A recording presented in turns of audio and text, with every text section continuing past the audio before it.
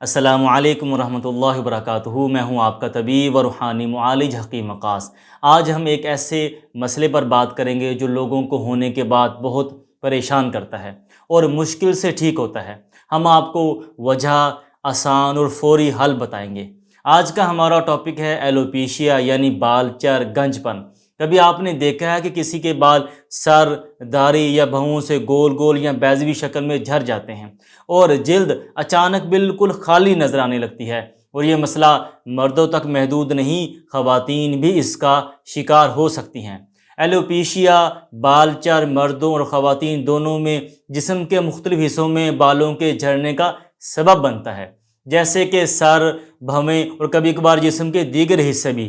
مگر سوال یہ ہے کہ اصل میں یہ بال کیوں جھڑتے ہیں، کس طرح سے یہ مسئلہ شروع ہوتا ہے اور کیسے ہم اس سے اپنے بالوں کو بچا سکتے ہیں۔ آج کی اس ویڈیو میں ہم انہی سب سوالوں کے جوابات دیں گے اور جانیں گے ایلوپیشیا کے اثرات کو کیسے کم کیا جا سکتا ہے۔ تو ویڈیو کو آخر تک ضرور دیکھیں، کیونکہ یہ معلومات آپ کی بیماری کا سلوشن ہو سکتی ہے۔ ایلوپیشیا یعنی بالوں کا جھڑنا۔ ایلوپیشیا ایک ایسی حالت ہے جس میں بال غیر معمولی طور پر گرنے لگتے ہیں اور اس کے پیچھے مختلف اسباب ہو سکتے ہیں۔ پہلا سبب ہے آٹو ایمیون رسپانس۔ ایلوپیشیا اریٹا ایک ایسی بیماری ہے جس میں جسم کا مدافعتی نظام غلطی سے بالوں کی جڑوں پر حملہ کرتا ہے، جس سے گول گول پیچز کی صورت میں بال گرنے لگتے ہیں۔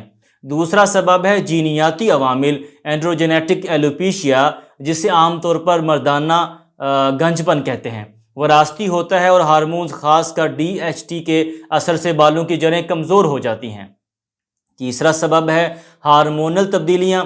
خواتین میں حمل، مینوپاز یا ہارمونل عدم توازن جیسے تھائرائیڈ کی کمی بھی بالوں کے جھڑنے کا سبب بن سکتی ہے۔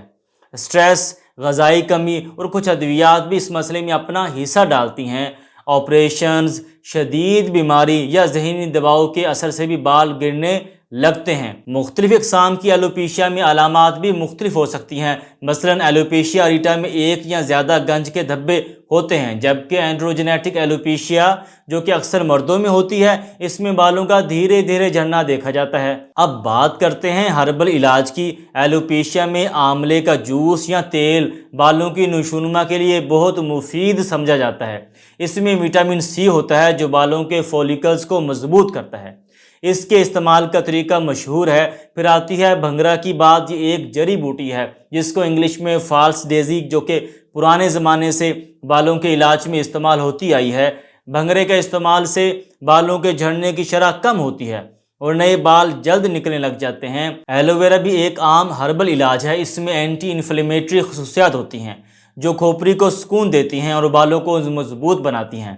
ایلو ویرا کے تیل کو سر پر لگایا جاتا ہے تاکہ بالوں کے فولیکلز کو مناسب غذائیت مل سکے۔ آپ ان تینوں کو ایک ساتھ بھی پیسٹ بنا کر بال چر یعنی ایلوپیشیا والی جگہ پر لگائیں اور روزانہ 3 آملے اور 1 چمچ ایلو ویرا کا بھی کھائیں۔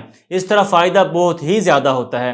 اگر آپ یہ جاننا چاہتے ہیں کہ آپ کو کس ٹائپ کا ایلوپیشیا یعنی بال چر ہے تو میرا واٹس ایپ نمبر اسکرین پر شو ہو رہا ہے، آپ رابطہ کریں، ہم آپ کی تشخیص اور علاج میں آپ کی بھرپور مدد کریں گے انشاءاللہ۔